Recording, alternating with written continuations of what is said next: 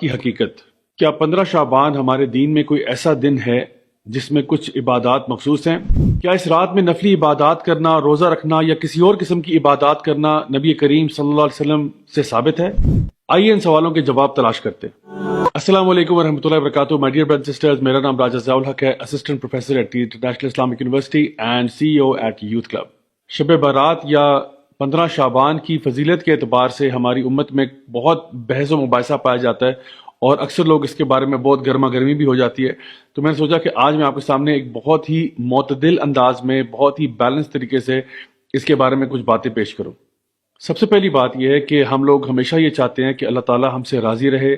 اللہ کے نبی کریم صلی اللہ علیہ وسلم کی جو تعلیمات ہم تک پہنچی ہیں ہم ان کے مطابق عمل کریں اور سارے وہ کام کریں جس سے اللہ راضی ہو جاتا ہے۔ اب بات یہ ہے کہ اللہ کو راضی کرنے کے لیے جو انفارمیشن آپ کو چاہیے ہوگی وہ ظاہر سی بات ہے اس کے دو ہی بنیادی طور پہ سورسز ہیں۔ تو یا تو وہ اللہ سبحانہ تعالیٰ کی کتاب ہے قرآن مجید، یا پھر وہ نبی کریم صلی اللہ علیہ وسلم کی سنت ہے جو کہ 100% اوتھینٹک ہے۔ میں نے کچھ دن پہلے بدعتوں سے ریلیٹڈ بھی ایک ویڈیو پوسٹ کیا تھا جس میں ہم لوگوں نے ایک رول ڈسکس کیا تھا جو ہماری شریعت کا ہے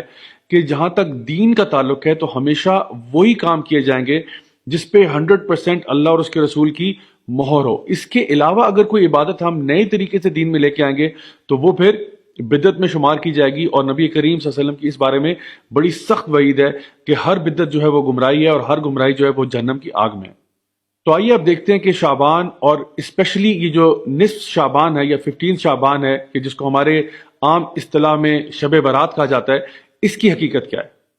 تو سب سے پہلے ہم وہ چیزیں ڈسکس کرتے ہیں جو 100% اوتھینٹک ہیں۔ نمبر 1، شعبان کے مہینے کی فضیلت اس اعتبار سے ضرور موجود ہے کہ نبی کریم صلی اللہ علیہ وسلم پورے سال میں رمضان کے علاوہ کسی اور مہینے میں اتنے روزے نہیں رکھتے تھے جتنا کہ شعبان کے مہینے میں رکھا کرتے تھے۔ لیکن اس کے ساتھ ساتھ نبی کریم صلی اللہ علیہ وسلم نے 15 شعبان کے بعد روزے رکھنے سے منع فرمایا۔ تو اس کی وجہ ہمارے علماء یہ بیان کرتے ہیں کہ انسان اپنے آپ کو رمضان کے آنے سے پہلے ہی روزے رکھ کے تھکا نہ دے، لیکن اگر کوئی ایسا شخص ہے جس کو آلریڈی عادت ہے زیادہ روزے رکھنے کی نفلی طور پہ تو انشاءاللہ وہ رکھ سکتا ہے، لیکن اس کو بھی چاہیے کہ وہ بھی رمضان کے شروع ہونے سے 2-3 دن پہلے روزے رکھنا ترک کر دے۔ تو یہ تو تھی شعبان کی فضیلت کہ اس مہینے میں نبی کریم صلی اللہ علیہ وسلم زیادہ سے زیادہ روزے رکھا کرتے تھے۔ جہاں تک تعلق 15 شعبان کا ہے تو اس حوالے سے جو 2 روایات ہمارے سامنے آتی ہیں جن کا معنی تقریباً ایک جیسے ہیں، جو کہ اوتھینٹک ہیں، اس میں یہ بات بیان کی گئی ہے کہ اللہ سبحانہ تعالیٰ اس رات کو اپنی مخلوق کی طرف دیکھتے ہیں اور سوائے مشرک کے یا وہ شخص جو کہ بغض اور کینہ رکھتا ہے سب کو معاف فرماتے ہیں۔ تو اس بات سے پتہ یہ چلا کہ اگر آپ کے اندر ایمان کی کمی ہے یا اگر آپ لوگوں کے بارے میں بغض کینہ وغیرہ رکھتے ہیں تو برائے مہربانی 15 شعبان سے پہلے اس کو درست کریں تاکہ اللہ سبحانہ تعالیٰ آپ کو معاف فرمائے۔ اب آتے ہیں ان ڈھیروں روایات کی طرف جو اس موضوع کے اوپر یا تو بہت زیادہ کمزور ہیں سند کے اعتبار سے یا پھر موضوع ہیں، یعنی کہ فیبریکیٹڈ ہیں، من گھڑت ہیں۔ اور اس سے پہلے کہ میں آپ کے سامنے وہ باتیں بیان کروں، نبی کریم صلی اللہ علیہ وسلم کی ایک حدیث ہے جو بالکل صحیح ہے، جہاں پہ آپ نے فرمایا کہ ایک شخص کے جھوٹا ہونے کے لیے یہی بات کافی ہے کہ وہ ہر سنی سنائی بات کو آگے کر دے، لوگوں تک پہنچا دے۔ تو اس لیے ہمیں بہت احتیاط کرنی چاہیے کہ اس سے پہلے کہ ہم کسی کو کوئی ضعیف روایت بتانا شروع کریں یا کوئی اس کو من گھڑت روایتیں سنانا شروع کریں وداؤٹ ویریفائنگ فرسٹ، ہمیں خود اپنے بارے میں سوچنا چاہیے کہ کیا ہم جھوٹوں کی صف میں شامل ہونا چاہتے ہیں یا نہیں۔ تو سب سے پہلے وہ لوگ جو یہ کہتے ہیں کہ اس رات کو فیصلے ہوتے ہیں اور تقدیر کے فیصلے اور روحیں نکل آتی ہیں وغیرہ وغیرہ، تو پہلی بات تو یہ کہ روحوں کا نکلنا تو ہمارے دین میں کوئی ٹاپک ہے ہی نہیں، کیونکہ جو شخص ایک دفعہ فوت ہو گیا اس کا معاملہ اللہ کے ساتھ ہے، وہ عالم برزخ ہے، جو فوت ہو گیا وہ واپس نہیں آتا۔ دوسری بات یہ کہ جو لوگ یہ کہتے ہیں کہ اس رات میں قرآن مجید نازل ہوا تھا، یہ بالکل فیبریکیٹڈ بات ہے، اس لیے کیونکہ قرآن مجید ہم سب جانتے ہیں کہ وہ لیلۃ القدر میں نازل ہوا تھا۔ انا انزلناہ فی لیلۃ القدر وما ادراک ما لیلۃ القدر، یہ بچہ یہ بات جانتا ہے۔ اور لیلۃ القدر جو ہے وہ رمضان کے اندر آخری عشرے کی طاق راتوں میں تلاش کی جاتی ہے۔ پھر وہ احادیث جہاں پہ لوگ یہ کہتے ہیں کہ جی اللہ تعالیٰ سما دنیا پہ آتا ہے اور کہتا ہے کوئی ہے مجھ سے مغفرت مانگنے والا، کوئی ہے مجھ سے بخشش طلب کرنے والا، کوئی ہے مجھ سے دنیا اور آخرت کی کوئی چیز مانگنے والا جس کو میں عطا فرماؤں، تو یہ بات صرف نصف شعبان کے لیے مخصوص نہیں ہے بلکہ ہر رات کو ایسا ہوتا ہے۔ یہ وہ تہجد کا ٹائم ہے جس پہ ہمیں اٹھنا چاہیے، اللہ تعالیٰ سے دعا کرنی چاہیے، نماز پڑھنی چاہیے۔ یہ ایک مسنون چیز ہے جو ہم کر سکتے ہیں پورا سال۔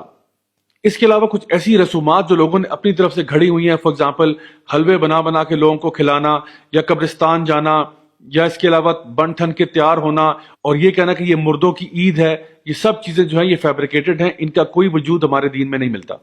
اس کے ساتھ ساتھ جتنی بھی احادیث عبادات کے اعتبار سے آتی ہیں کہ اس رات کو خاص عبادت 100 رکعت نماز پڑھی جائے اور 14 رکعت نماز پڑھی جائے اور یوں پڑھا جائے، یہ ساری کی ساری روایات فیبریکیٹڈ ہیں، موضوع ہیں، اور ہمیں کبھی بھی کسی تک منتقل نہیں کرنا چاہیے ان کو۔ آپ کسی بھی ایسے عالم سے جو حدیث کا پختہ علم رکھتے ہیں، چاہے ان کا تعلق کسی بھی مکتبہ فکر سے ہو، ان سے اگر آپ پوچھیں گے کہ جی ہمیں بتائیے کہ جو احادیث ہم ذکر کر رہے ہیں کیا یہ حدیثیں صحت کے اعتبار سے صحیح ہیں، وہ خود آپ کو بتائیں گے کہ ہاں ان میں ایسی روایات موجود ہیں جو کہ بہت زیادہ ویک ہیں یا پھر فیبریکیٹڈ ہیں، موضوع ہیں، یعنی کہ کسی نے خود سے گھڑی ہیں، نبی کریم صلی اللہ علیہ وسلم نے کبھی ایسا ذکر نہیں کیا تھا۔ پھر رہی وہ بات کہ لوگوں کا یہ کہنا کہ جی اس رات کو قسمت کے فیصلے ہوتے ہیں، تقدیر کے فیصلے ہوتے ہیں، یہ بات بھی درست نہیں ہے،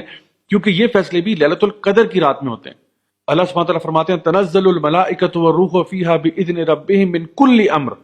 کہ اس رات کو جبریل امین اور فرشتے نازل ہوتے ہیں ہر فیصلہ لے کر اللہ تعالیٰ کی طرف سے۔ So my dear brothers and sisters, اگر ہم نے واقعی اللہ تعالیٰ کو راضی کرنا ہے، اپنے گناہوں کو بخشوانا ہے، تو کیوں نہ ہم وہ اعمال کریں اور کثرت سے کریں جو کہ نبی کریم صلی اللہ علیہ وسلم سے، آپ کے صحابہ سے، تابعین سے، تبع تابعین سے 100% ثابت شدہ ہے۔ مثلا تہجد کی نماز پڑھنا، خوب صدقہ خیرات کرنا، خوب ٹائم لگا کے ذکر کرے، قرآن مجید 3 4 گھنٹے قرآن پڑھے، لمبی لمبی رکعت نمازوں کی نفل نمازیں پڑھیں، کوئی مسئلہ نہیں انشاءاللہ تعالیٰ، ایسے آپ تمام کام سارا سال ہی کر سکتے ہیں۔ اب اگر کوئی یہ شخص کہتا ہے کہ جی ہم 15 شعبان کو اگر خاص طور پہ کچھ عبادت کر لیں تو اس میں حرج ہی کیا ہے؟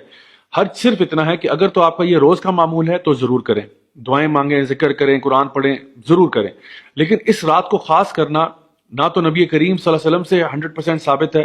نہ ہی صحابہ کرام سے ثابت ہے، نہ ہی اہل بیت سے ثابت ہے، کسی سے بھی ثابت نہیں ہے کہ وہ اس رات کو خاص طور پر کچھ کیا کرتے تھے۔ تو دین ہمارا نبی سے ہی آ رہا ہے صلی اللہ علیہ وسلم سے، آپ کے فیملی سے آ رہا ہے، آپ کے کمپینین سے آ رہا ہے، تو کیوں نہ ہم وہی اعمال کریں جن کو وہ اچھا سمجھا کرتے تھے۔